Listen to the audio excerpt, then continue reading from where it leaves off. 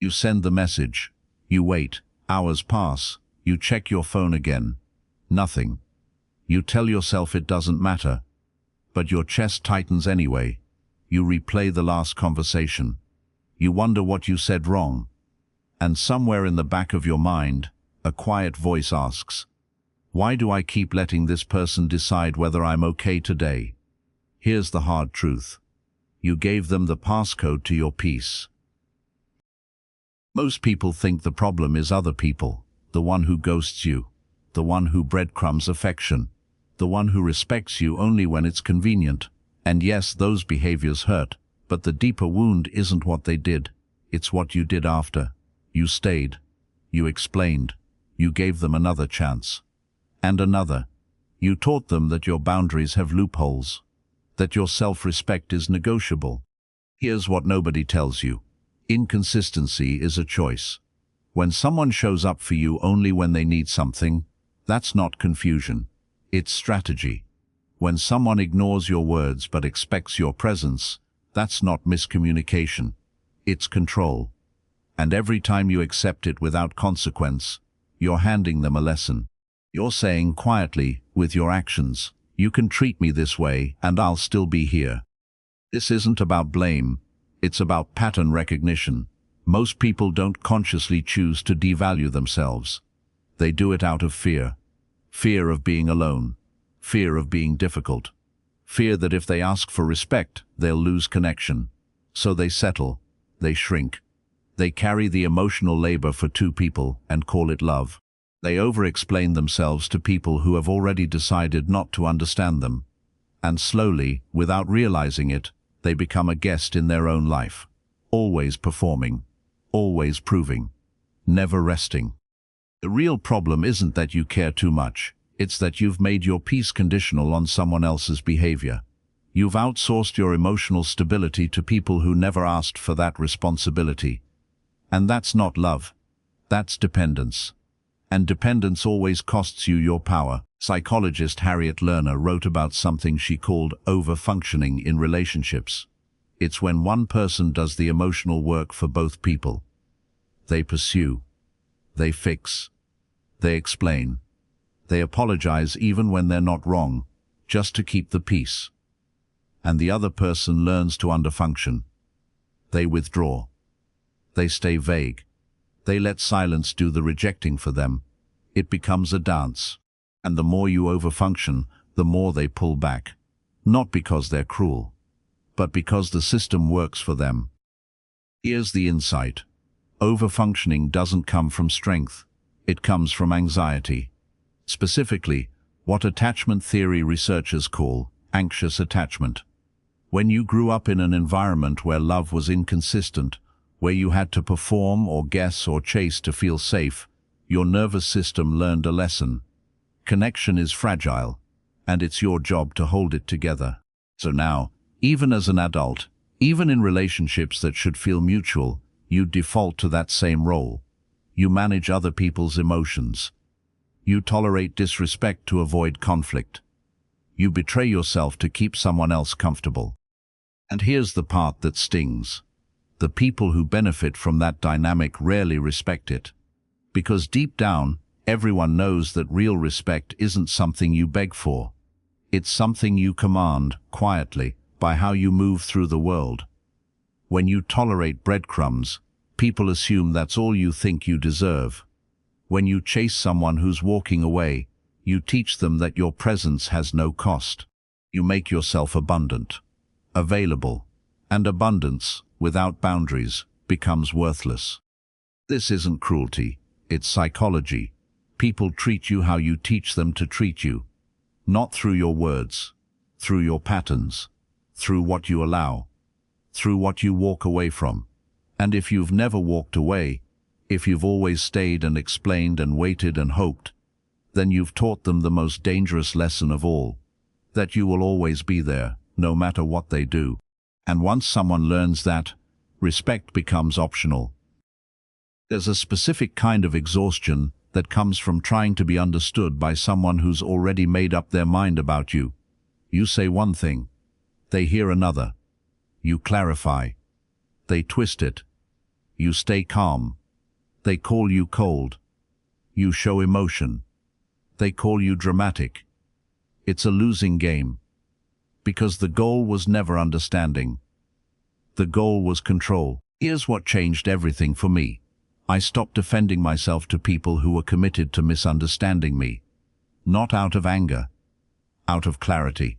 Because when someone repeatedly misinterprets your words, your intentions, your character, that's not confusion. That's a choice. They're not looking for truth. They're looking for a version of you that justifies how they've already decided to treat you. You don't owe those people a performance. You don't owe them an essay on your worth. You don't owe them proof. What you owe yourself is the dignity of walking away from conversations that were never meant to resolve anything. Some people don't want peace. They want surrender. And the moment you recognize that, you stop wasting your words on closed ears. This doesn't mean you become cold. It means you become discerning. You save your explanations for people who've earned them. For people who listen to understand, not to reload. You let your actions speak.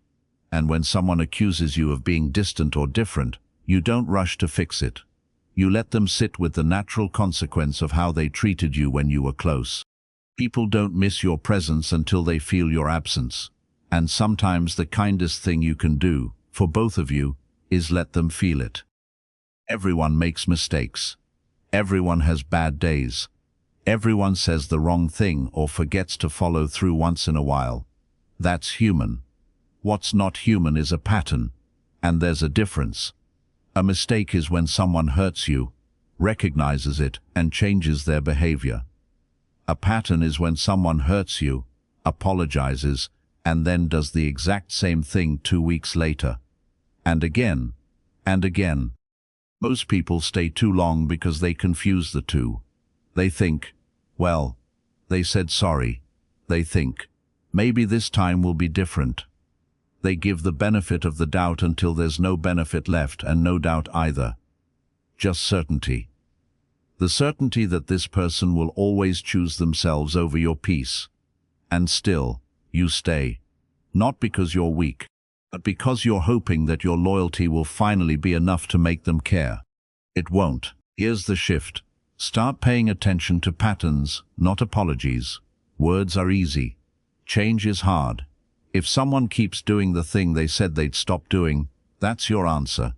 If someone only shows up when it's convenient, that's your answer.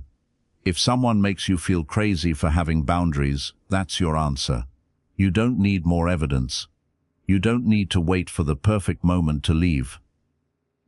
You just need to stop negotiating with people who've shown you, repeatedly, who they are.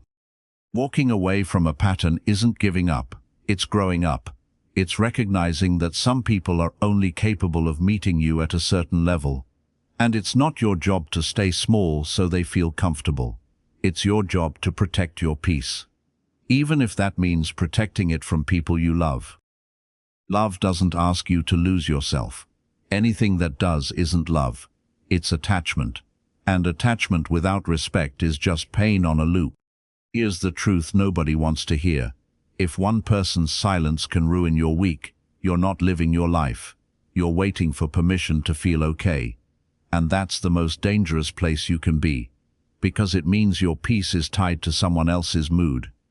Your worth is tied to someone else's words. Your joy is tied to someone else's presence. And the moment they pull back, you collapse. This isn't about them. It's about architecture. You've built your emotional stability on one pillar, one person, one relationship, one source of validation. And the moment that pillar shakes, everything falls. That's not strength. That's fragility. And it's not sustainable. The strongest people I know aren't the ones who don't care what anyone thinks. They're the ones who've built a life so full, so purposeful, so grounded, that no single person's approval or rejection can define them. They have work that matters, friendships that nourish, hobbies that restore, routines that anchor. They've diversified their emotional portfolio, so when one thing falls apart, they don't. This is the work nobody talks about. It's not sexy. It's not a quick fix. It's the slow, deliberate process of building a life you don't need to escape from. A life where your peace isn't fragile, where your joy isn't borrowed, where your worth isn't up for debate, because you've decided it. Not them. And here's what happens when you do that. People stop having power over you. Not because you've built walls, but because you've built a foundation. You stop chasing. You stop performing. You stop dim your light to make someone else comfortable. You just exist. Fully. Unapologetically. And the people who can't handle that filter themselves out. And you let them, because you finally understand you're not for everyone. And that's not a flaw. That's freedom. At some point, you have to stop waiting to be chosen and choose yourself. Not loud, not dramatic, just firm, just final. You stop giving people endless chances to show up. You stop explaining your worth to people who've already decided you're optional. You stop tolerating disrespect because you're afraid of being alone. You make a quiet decision. I will not beg to be valued. And everything changes. Here's the shift. And it's simple, but it's not easy. Stop responding to inconsistency with availability. When someone goes quiet, you go quiet. When someone shows up halfway, you stop meeting them at the door. You mirror the energy you're given. Not out of pettiness. Out of self-respect. Most people panic here. They think, but what if I lose them? And the answer is, if matching their energy makes you lose them, you never had them. You had a dynamic. And that dynamic only worked because you were doing all the work. Here's the practical part. The next time someone disrespects your time, your boundaries, or your peace, do not explain why it's not okay. Do not write the paragraph. Do not wait for the apology. Just pull back. Quietly, calmly, create distance. Not to punish them, but to protect you. And then, do this. Fill that space with something else. Call a friend. Go for a walk. Work on something that matters. Don't sit there staring at your phone waiting for them to notice you're upset. Move. Build. Create. Show yourself that your life doesn't stop when one person exits. This is how you reclaim your power. Not by confronting everyone who's wronged you, but by refusing to give your peace away in the first place. By becoming someone who doesn't need closure from people who were never open. By becoming so grounded in your own worth that other people's opinions become background noise. You don't have to announce it. You don't have to post about it. You just do it. You become unavailable to disrespect. You become allergic to inconsistency. You become the kind of person who doesn't chase, because you finally understand what you bring to the table, and you'd rather eat alone than beg for a seat. You send the message. You wait. Hours pass, and this time, something's different. You check your phone, see nothing, and you don't spiral. You don't replay the conversation. You don't wonder what you did wrong. Because you know your worth isn't tied to their response. You know your peace isn't up for negotiation. You know you've built a life that one person's silence can't destroy. You put the phone down. You go outside. You breathe. And for the first time in a long time, you feel it. Not relief. Not victory. Just calm. The kind of calm that comes from knowing you're no longer available to people who only show up part-time. You've chosen yourself. And that choice, quiet as it is, changes everything.